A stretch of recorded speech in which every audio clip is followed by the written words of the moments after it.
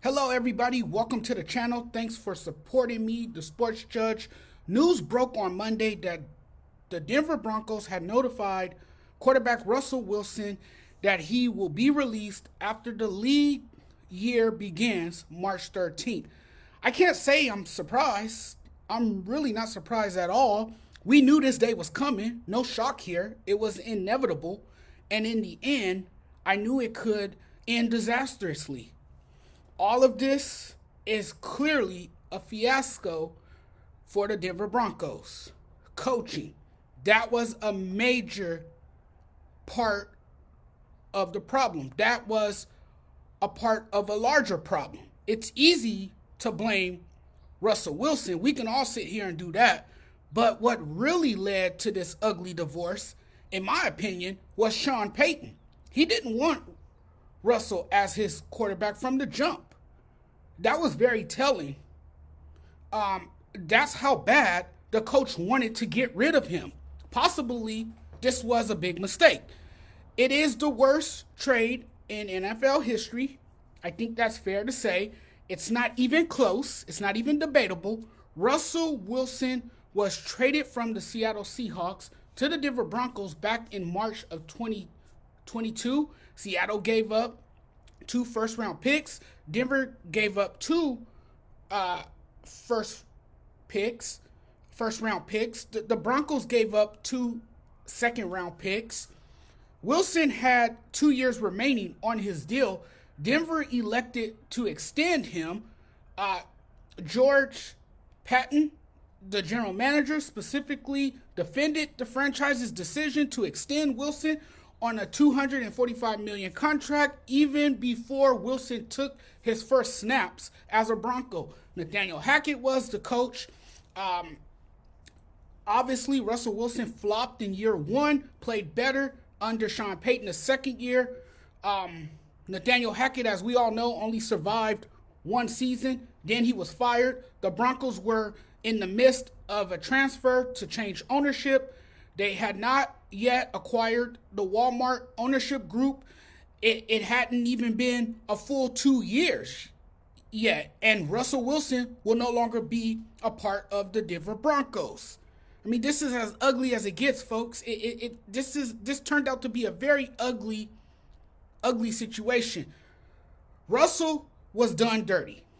When you have a coach who puts blame on everyone in the organization and not himself, that's a problem. Okay? That's a problem. I've seen through Sean Payton's bullshit this season and called it. I knew this wasn't going to end well. I knew Russell Wilson wouldn't be a Bronco after the season. Payton clearly didn't want this guy to be on the team. And in the end, Russell Wilson was scapegoated. Somebody had to be the fall guy in all of this, since Payton likes to paint himself as the victim when he knows damn well he's a major part of the problem. But he's not going to stand in front of a mirror and look at himself and take accountability. This is to make himself ultimately look innocent in the end. And if we're being completely honest, Russell was never their guy in the first place. The Broncos settled for him at quarterback. They didn't really want him to be their starting quarterback. They didn't even have him in mind. He wasn't even considered to be a Denver Bronco. They couldn't get Aaron Rodgers, their preferable choice, the quarterback they were originally targeting and looking at, which brings me to Nathaniel Hackett, who Denver hired as a way to try to lure Aaron Rodgers to Denver. That didn't happen. So then they go to plan B. Plan B was Russell Wilson.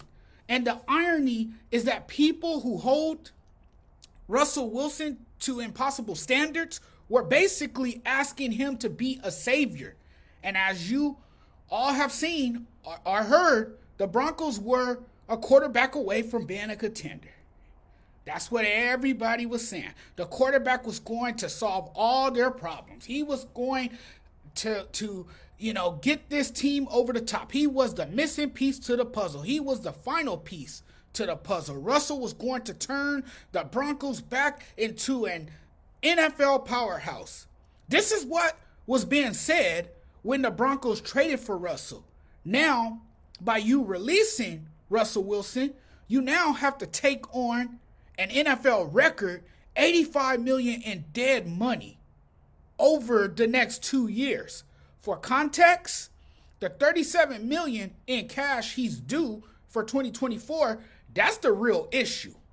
They used up all their draft capital and now have a lot of dead money spent.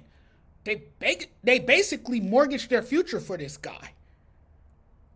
It was a total waste. And as of now, in cutting ties with Russell Wilson and given how things look right now in terms financial and team structure, Denver is in a bad place. You know, I hear the stories like Wilson received special treatment, had his own office in the building, that he was able to come in a different entrance, the disconnect from his teammates, and the special rules that applied only to him. I hear all that, and then you have a new coach who comes in. He says, no, wait a minute, this is not happening. This is not how we do things here. This is as ugly as it gets.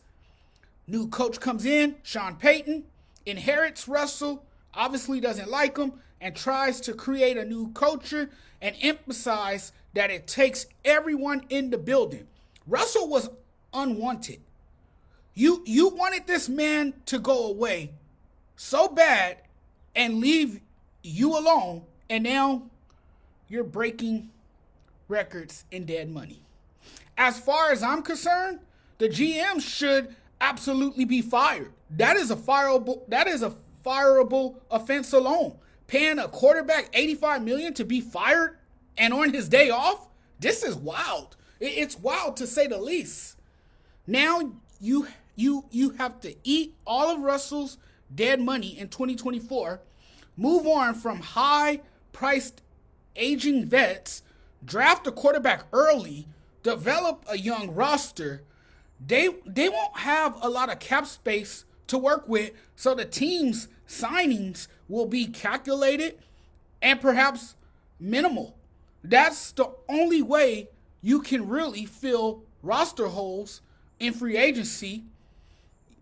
You have to sign short-term deals. You can't spend a lot of money. The move isn't a big surprise when Wilson was benched for the last 2 games of the regular season and didn't see any playing time.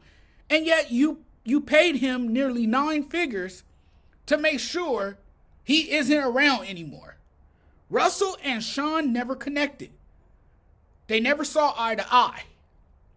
It wasn't a great combination. It was a match made in hell. You know, like Shannon Sharp said earlier. Bottom line is he was not the key part in Denver's process, and Sean Payton was going to see to that.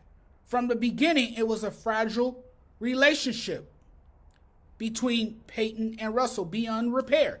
And because of that, he and the coach only crystallized the divide that was already forming between both of them. It was never going to pan out. It was just never going to work. Wilson's time was a waste of draft picks and basically a waste of time. It's unrealistic to think the Broncos can win 6 or more games next season. Payton is probably going to get fired in a year or 2. I don't see him lasting a very long time in Denver. This is a train wreck. I don't trust him to build a contender. His leadership style is a decade out of date. He couldn't even make it work with Russell. And if he doesn't win another Super Bowl, which I don't think he will, I don't want to hear how good of a coach he is. Just because he won in New Orleans when he had a Hall of Fame quarterback, Drew Brees. The sad reality is this organization chose the coach over the quarterback. And Payton convinced management to release him and eat this money. To release Russell Wilson and eat this money. That's That's how much he hated the guy. You know, Peyton will end up being the worst thing that ever happened to the Denver Broncos. They've gone downhill ever since Peyton Manning retired, but they are really, really going downhill now. And I don't expect Peyton to be around much longer. I think this is a disaster waiting to happen. And I mean, this is just an ugly ending to what was supposed to be a beautiful football story. Thanks for watching, everyone. Really appreciate the love and support. I'm about to get on with my day. Before I go, I want to remind everyone to hit the subscribe button if they haven't already. Make sure you guys do that. Make sure you guys also hit the notification bell for any upcoming videos and content that I put out there. You guys enjoy the rest of your day. We'll talk very soon.